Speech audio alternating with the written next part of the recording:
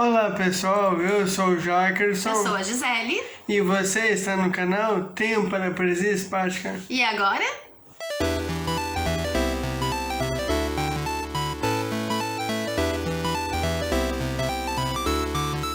Então pessoal, eu vim aqui gravar esse vídeo porque eu estava devendo um vídeo aqui com o resultado sobre o canabidiol, né? Eu fiz o primeiro vídeo, fiz o segundo de um mês e aí eu me perdi todo, acabou passando e eu não consegui continuar com essa experiência, né, que estávamos fazendo. E eu vim aqui agora para explicar, né, do porquê que não conseguimos dar andamento, né, nessa experiência do uso do canabidiol. Então assim, gente, nós sempre falamos aqui no canal que na vida tem altos e baixos, né? A nossa vida é uma montanha russa, que às vezes está lá em cima, às vezes está lá embaixo, e às vezes dá um looping que vira tudo, tudo, né? E a gente fica de pernas pro ar. Mas então, eu sei que a realidade de muitos que começam o tratamento e depois, infelizmente, não conseguem dar andamento, né? Não conseguem concluir. E a vida é assim, né? A vida, ela é uma caixinha de surpresa. Nós não vivemos lá em cima 24 horas e também não vivemos lá embaixo, né, o tempo todo. Graças a Deus, né? Ainda bem.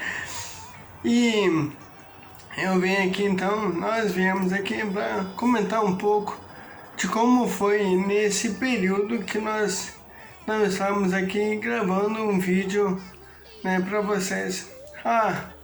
Eu quero agradecer o carinho, né, de alguns inscritos que perguntaram como é que nós estávamos, né, encorajando a não desistir do canabidiol. E de certa forma nós não desistimos, e agradecer imensamente os inscritos que mostraram aí essa atenção e esse carinho com a gente.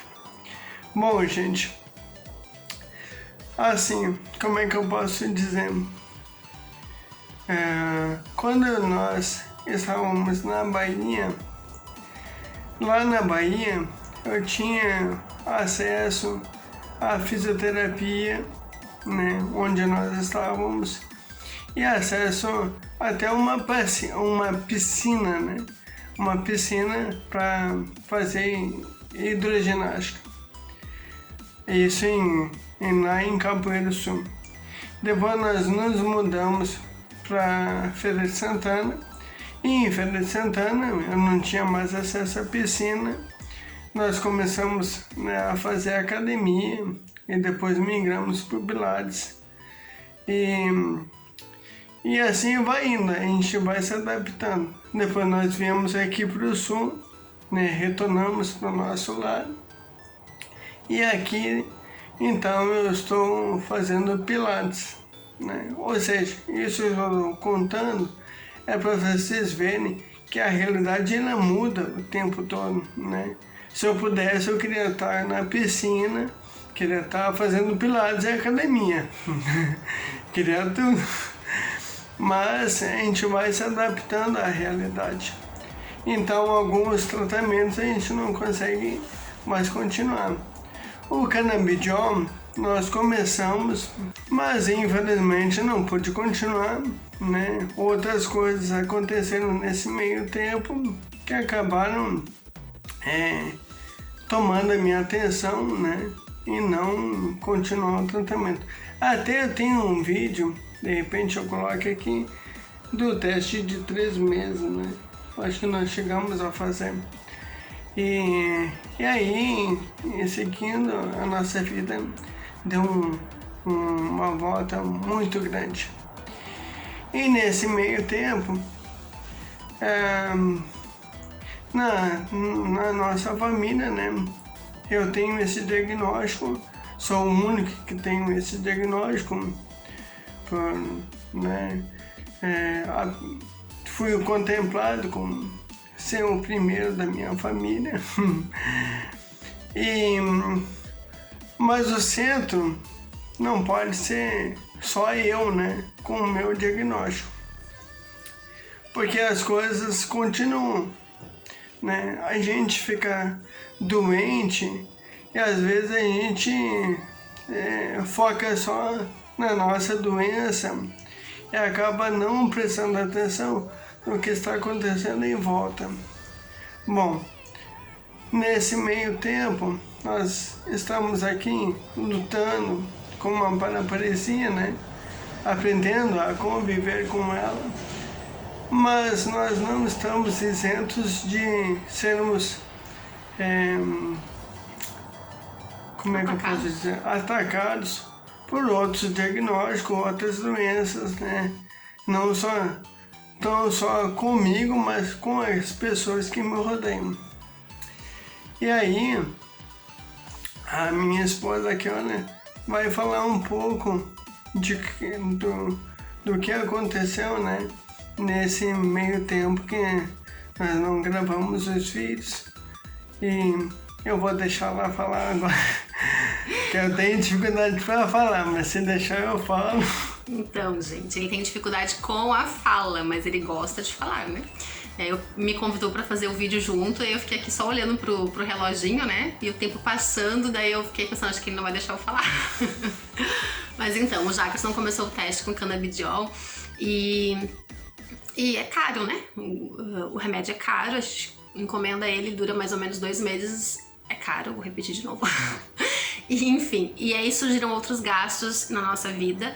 E o que aconteceu? No início do ano, eu trabalho na área da educação faz uns 14 anos e nunca precisei parar de trabalhar. E agora, no início do ano, eu tive que parar. Eu fiquei doente e tive um quadro de ansiedade que acabou culminando em depressão.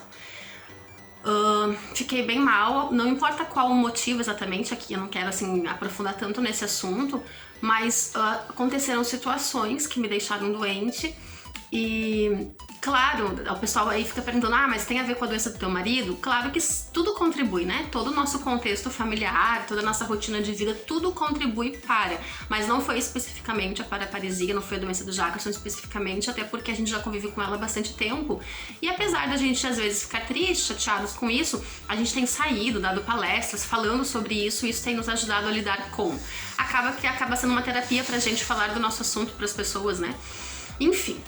Mas independente de quais foram os motivos, o fato é que eu estive depressiva.